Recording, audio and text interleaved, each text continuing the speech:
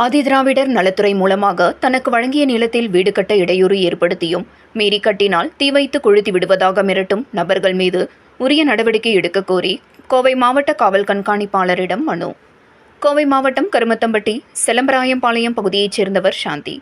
இவர் இன்று கோவை மாவட்ட காவல் கண்காணிப்பாளர் கார்த்திகேயனை சந்தித்து புகார் மனு ஒன்றை அளித்தார். இதனைத் தொடர்ந்து செய்தியாளர்களிடம் பேசிய சாந்தி கூறியதாவது, தனக்கு திருமணமாகி 2 குழந்தைகள் உள்ளனர். ஆதிதிராவிடர் மற்றும் பழங்குடியினர் வகுப்பை சார்ந்த தனக்கு அரசின் சார்பாக வழங்கப்படுகின்ற வீட்டுமனை கேட்டு விண்ணப்பித்ததை அடுத்து கடந்த 2002ஆம் ஆண்டு ஆதிதிராவிடர் மற்றும் பழங்குடியினர் நலத்துறை சார்பாக எங்களுக்கு இலவச வீட்டுமனை பட்டா வழங்கப்பட்டது. இந்த பட்டாவை பெற்ற நான் வீடு கட்ட வசதி இல்லாததால் இது நாள் வரை வீடு கட்டவில்லை. தனது சகோதரி வீட்டில் வசித்து வருகின்றேன். தற்போது தனக்கு அரசு வழங்கிய இடத்தில் வீடு கட்ட முற்பட்ட பொழுது அதே பகுதியில் வசித்து வருகின்ற ஆறுமுகம் மற்றும் ஐராஜ் ஆகிய இருவரும் இணைந்து தங்களை இந்த பகுதியில் வீடு கட்டக்கூடாது, குடிசை போட்டால் அதனை தீ வைத்து கொளுத்தி விடுவதாகவும் வீடாக கட்டினால் இடித்து தள்ளி விடுவதாக மிரட்டி வருகின்றனர். யாரிடம் இது குறித்து கூறினாலும் எங்களை ஒன்றும் செய்ய முடியாது என்று கூறி வருகின்றனர்.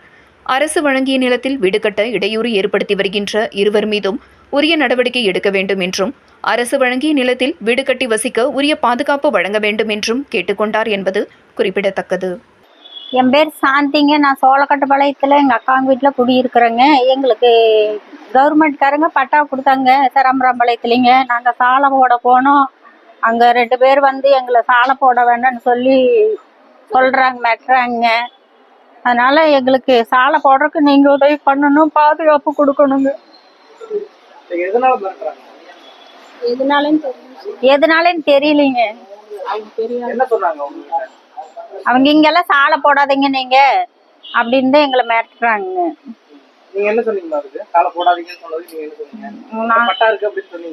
நாங்க சொன்னங்க, எங்க கிட்ட பட்டா இருக்குதுன்னு சொன்னங்க, நீங்க போட வேண்டாம் அப்படின்னு சொல்றாங்க.